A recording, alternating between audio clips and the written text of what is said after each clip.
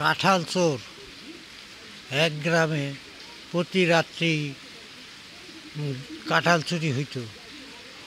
চুরি হইতে হইতে একদিন গ্রামের লোকজন অতিষ্ঠ হইয়া গ্রামের মাতবর চেয়ারম্যানের কাছে বিচার দিল যে, চেয়ারম্যান সাহেব, আমরা তো বাগানে কাঁঠাল রাখতে পারি না, প্রতি রাত্রি চুরি হয়, এটা একটা বিহিত করার দরকার। আমরা গরিব মানুষ, প্রতিদিনই যদি চুরি হয় তাহলে আমরা কি করব? চেয়ারম্যান বলল যে ঠিক আছে, এটা তো একটা বিহিত করতে হয়।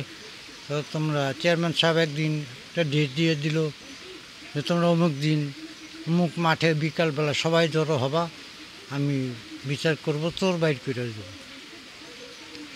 তখন চেয়ারম্যান করলো কি, সবাইরে ডাকলো, নিয়ে এক মাঠে বসলো। বসার পরে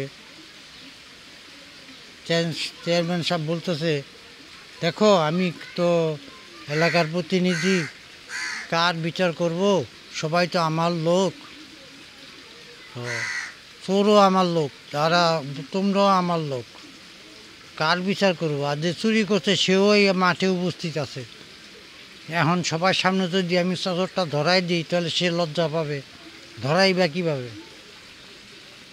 তো চোর মনে করছে এই মনে হয় যে রাত্রে যে আমি কাঁঠাল চুরি করেছি, মনে হয় কাঁঠালের আঠা আমার মাথায় লেগে রয়েছে, এই বলে সে আস্তে আস্তে চুরি করে মাথায় হাত দিল।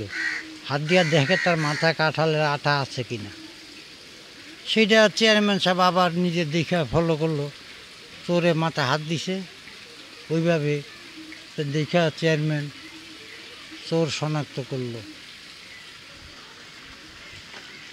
তখন আর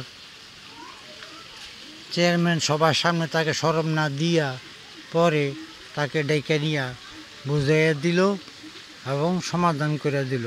এরপরের থেকে আর এলাকায় কাঁঠাল চুরি হয় না।